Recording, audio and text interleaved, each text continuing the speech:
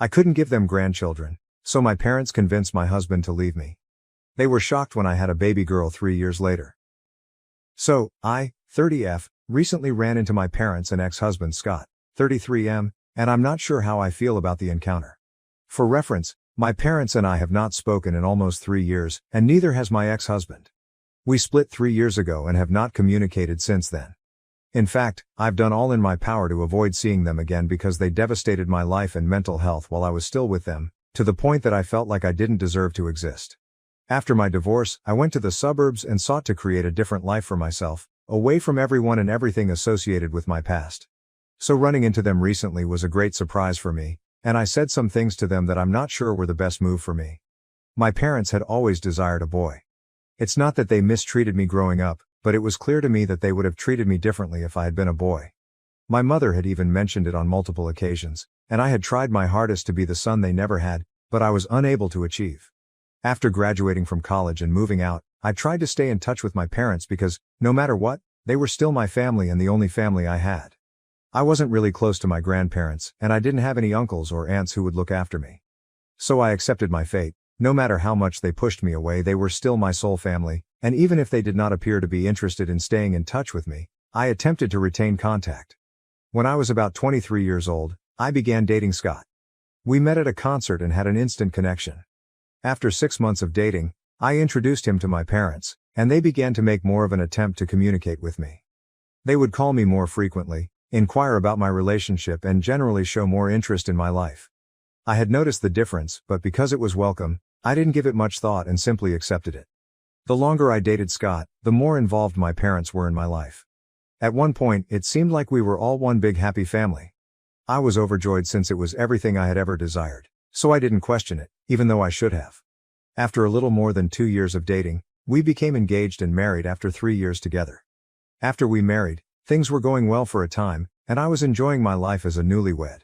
However, 6 months after my wedding, my parents began hinting that they wanted a grandchild. I was only 26 at the time, and I wasn't quite prepared. I wanted to wait a few more years before trying for a kid, but at their suggestion, I spoke with Scott, who was all for the notion of establishing a family. Because of his eagerness, we decided to begin trying for a baby immediately after our wedding. We tried for a long time, but after several months, we were still unable to conceive. We began to suspect that anything was wrong and opted to be tested. Unfortunately, I found out that I was infertile. It was a great shock for both of us, but my parents were even more disappointed, and they didn't even try to hide it. My father went away instead of comforting me when we told both of our parents. We decided to stop trying for a while, and Scott and I spoke about attempting other methods, such as IVF. However, this would be extremely costly, and success on our first effort was not certain. So we had to postpone our plans to raise a family until we had saved enough money to cover multiple rounds of IVF. We were satisfied with that, despite our initial disappointment. However, my parents were really dissatisfied. They stopped visiting and talking to me, and no matter how much I tried to explain that this wasn't all my fault, they weren't ready to listen. After a few weeks, I was so disappointed by their actions that I called them and vented. I told them they had been treating me unfairly since I couldn't give them a grandchild right now, which made me wonder if they were really capable of being decent grandparents when I did have a child. I informed them that they had always treated me cruelly because I was not a boy, and I saw how differently they treated my spouse. For a long time, I attempted to ignore it and keep our friendship going, but now I'm not interested in keeping in touch with them and would rather that they stay away from me forever. It was difficult for me to express that since for so long, all I wanted was their acceptance. But now I recognize that it was nearly impossible. Instead of apologizing, they escalated their actions and were happy with me not speaking to them again. They told me I was worthless as a woman since I couldn't have children, and they wanted nothing to do with me. It was painful to hear them say that, but at least I knew where I stood with them. After that phone call, I did not talk with my parents again, and we were done. When I told Scott about the phone call, he was sympathetic at first, but after a few days I saw that his attitude toward me was shifting. I ignored it at first because I was already going through a difficult time mentally, and I didn't want to accept that my spouse might leave me. So I started pretending that nothing was going on and that everything was fine. Within a few months, he had changed entirely and was constantly chilly to me. I tried everything I could to save our relationship, but nothing worked. 3 months later, he returned home with the divorce papers and announced that he was done with me. I couldn't say I was startled, but I did try to reason with him. I told him we could always try for a kid later, but he stated he had a lot of reasons to leave and didn't want to talk about it. He wanted it to end as quickly as possible because it was difficult for both of us. The divorce took nearly 7 months to finalize, and they were the most difficult months of my life. I was absolutely alone, and I had broken down. To make matters worse, a few weeks after he informed me that he wanted a divorce and had moved out, I learned from a few relatives that Scott was supposedly living with my parents. I knew talking to them wouldn't help, so I decided to speak with my in-laws about it. It was an unpleasant chat, but they informed me that my parents had been in contact with Scott for several months. I suppose they had been brainwashing him into leaving me, which is why Scott decided to leave, even though my in-laws thought it was a bad idea. He had argued with them and stopped speaking to them. I'm not sure what they told Scott, but my in-laws informed me that Scott implied my parents had said he deserved better. So I'm still not sure what they told him, but I think they were just desperate to have a son in any way possible. Since I was no longer speaking to them and they couldn't hope for a grandchild from me, they quickly decided to take Scott under their wing and get him to leave me. My divorce left me extremely damaged, and it took me several months to get back on my feet, but I did it. Since then, I have not looked back and have done everything in my ability to forget the past and go forward. After my divorce, I moved to the suburbs. I started a new job, changed my appearance, and blocked my parents and Scott on social media. I also told all of my former friends and relatives that I never wanted to hear anything about them again, and I didn't want them to know anything about me. Everyone respected it. For the past 3 years I've been in treatment and doing well. The only thing that bothered me was the absence of a baby. I still desired a child despite the fact that I no longer had a husband or parents. I felt like I was ready to become a mother. Last year, I began IVF procedures and became pregnant with the help of an anonymous donor. 4 months later, I gave birth to my beautiful girl. Life has been very good since she was born, and I'm very pleased. 4 days ago, I was walking down the street with her when I ran into my folks and Scott. I was astonished to find them on my street. I believed they were come to visit me, but then I noticed they were stepping out of a residence a few blocks away. When they saw me, I froze. I should have returned home, but I simply couldn't bring myself to do so. They approached me, greeted me, and immediately inquired about the baby, as they were aware that I was infertile. I responded truthfully, and by that point I had comprehended what was going on and began walking back home. But Scott stopped me and said he was delighted he ran into me because he had been thinking a lot about me lately. They had apparently come to visit his aunt, who had recently moved into the neighborhood, and he took bumping into me as a message from the cosmos that he should make things right and give our relationship another opportunity. My parents were also standing there and they demanded that I invite them home to talk about all that has been going on in my life, as they had clearly missed out on a lot. I was shocked that they were even suggesting this, let alone that they expected me to allow them in after everything that had transpired in the past. It took me 3 years to move on from everything, and I'm still in therapy trying to work through my emotions. So I had an outburst. I told them I'd rather have a lot of murderous wild animals in my house than them, since they'd still be better. I told them to quit acting like they cared about me or what was going on in my life, since the only reason they wanted to talk to me now was that I had a baby. My parents wanted to talk to me because they were finally going to have a grandson, and Scott wanted to talk to me because, clearly, he couldn't find anyone else. He assumed that because I had previously been able to conceive, getting pregnant again would be easy, and he could just return to my life. It was sickening that they only regarded me as a supply of babies, not a human person with real emotions. They had all abandoned me when I most needed their emotional support.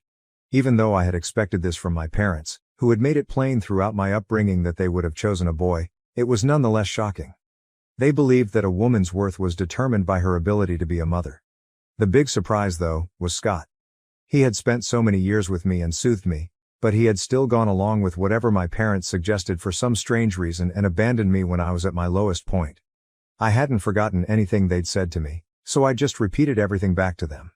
Since I was worthless as a woman and Scott deserved better, perhaps they should leave me alone now. I've always been a quiet and shy person, but when they confronted me on the street that day, I yelled at them from the top of my lungs. It was the culmination of 3 years' worth of rage, so it was quite unpleasant. After I finished ranting at them, I dashed back to my house and closed the door as quickly as possible. I was feeling quite bad after that, so I opted not to go to work for a few days and have stayed at home with my baby ever since. Since then, my interactions with my parents and Scott have played over and over in my mind. I honestly had no idea what I was going to do about it until last evening, when I got a call from an unknown number. I'm not sure why, but I decided to answer the phone yesterday. Normally, I don't answer calls from unknown numbers. It was Scott on the other phone, and I could hear my folks whispering in the background. I'm very sure they weren't attempting to be quiet, they just wanted me to know they were there. Anyway, I tried not to be too impacted by it. I just informed him that I did not want him to phone me again because otherwise, I would have to take preventive measures against him, which I did not want to do. I reminded him that the same thing applied to my parents. I didn't want anything to do with them, and the only reason I answered the phone was to inform them that I was done. I had finished 3 years ago and was still clinging to it. But Scott told me to hear him out, and I couldn't bring myself to hang up, so I let him speak. He admitted to me that he, like my parents, had made mistakes, but it was out of disappointment. He mentioned that both my parents and he were looking forward to beginning a family, having a baby and so on. They struggled to accept the fact that I was infertile and hesitant to do IVF until we had saved enough money. They hadn't handled it well, but they wanted another chance to prove they were worthy of being in my life. After a few seconds, I informed him I didn't want any of the rubbish they were selling me. They wouldn't have cared about me if they hadn't seen me carrying a kid that day, and that was the bottom line. That was the truth, and I was sick of them pretending otherwise. I was about to hang up when my parents spoke out from the background, saying that this was exactly the type of behavior that had caused them to cut me off in the first place. Apparently, they thought I was selfish and just concerned with myself when I discovered I was infertile. They said that instead of giving everyone their space, I constantly forced my presence on them and tried to get them to comfort me and pay attention to me, despite the fact that they were dealing with the news themselves. That, they explained, was why everyone had pushed me away, leaving me with no one to turn to. I didn't continue the conversation after that. I simply hung up. I know they were just attempting to dupe me, but I can't help but question myself now. So for my own peace of mind, I need to ask, am I to blame since I sought reassurance after learning that I was infertile? Edit, first and foremost, many people questioned why my parents had not tried for another child after I was born, especially because they desired a boy so much. My mother experienced a lot of issues with her first pregnancy, so the doctors advised her to wait a few years before trying again. But even when my mother had me, she was in her mid-30s. Waiting a few more years would have put my mother in her late 30s, making the pregnancy considerably riskier. My mother had a tough time conceiving me, just as I had battled and eventually discovered I was infertile. The only difference was that while she was struggling, her mother-in-law was rude to her. But this time, it was my own mother who couldn't stop thinking about how I felt.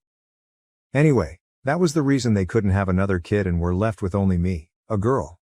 I'm not sure what kind of relationship Scott had with his parents, but from what I saw, they seemed to get along nicely.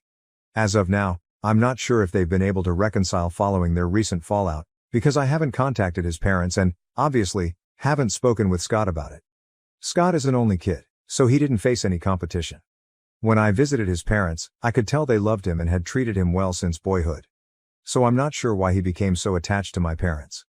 At least with my parents, I knew they wanted a son, which explains why they started treating Scott that way.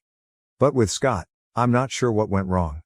I've spent the last 3 years trying to forget about everything, so I hadn't given it any attention or questioned it. But now that you've brought it up, I feel compelled to speak with my ex-in-laws to get to the bottom of it, if only for my own curiosity. Anyway, I hope this answers any questions. Update 1. I decided to speak with my ex-in-laws to find out why Scott has been acting the way he has. To be honest, I couldn't think of a single reason why he needed to go visit his aunt with my parents. It was simply bizarre. I already knew it wasn't my fault. They had deserted me when I needed them because they are bad people, and I knew they were only attempting to gaslight me. I just wanted reassurance and didn't want to bother my friends with it because it was too personal, so I shared it here. So, thank you to everyone who informed me that I wasn't the terrible guy here. It was weird reaching out to them after 3 years of no communication, especially because the last time I spoke with them was around the time of the divorce.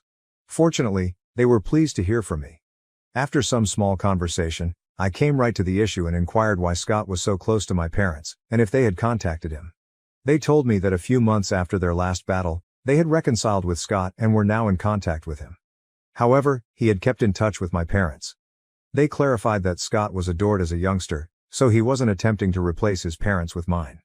However, my parents had been suspicious since the start of our relationship. Even when we were dating, they attempted to persuade him to join them. Scott had informed his parents that my parents would periodically invite him to supper, even when I was busy, and that he would accompany them alone. He thought this was something to brag about because he believed he had impressed my parents simply by being himself, which was partially correct. Being a guy was enough to impress them.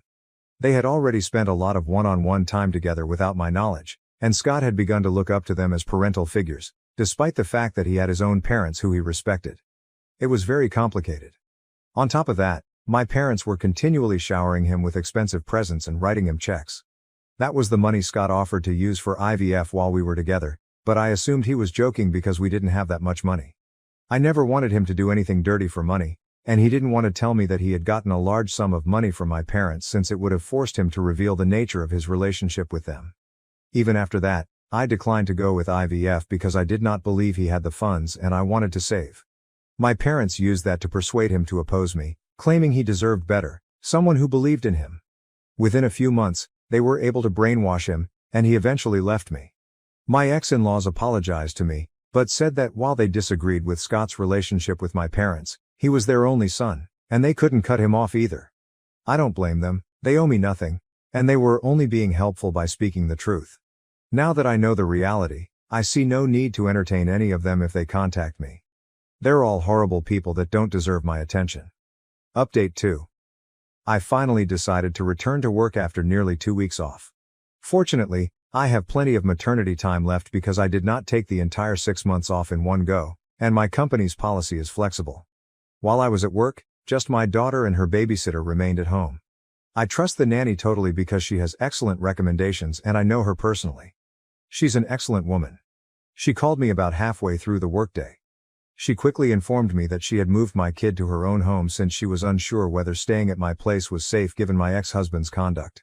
I consented and let her take my daughter home, guaranteeing their safety, and then contacted the cops as I drove home. On the phone, she told me that Scott had been outside for a few minutes, yelling for me to come out. When he learned I wasn't home, he attempted to kick down the door. He was cursing loudly and my daughter was sobbing, so my nanny called me right away so I could notify the police. She exited through the back door and strolled to her home via the backyard gate, as she lived only a few minutes away.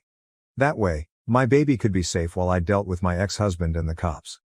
To be honest, compliments to her. Her primary goal was my child's safety and well-being, which was appropriate.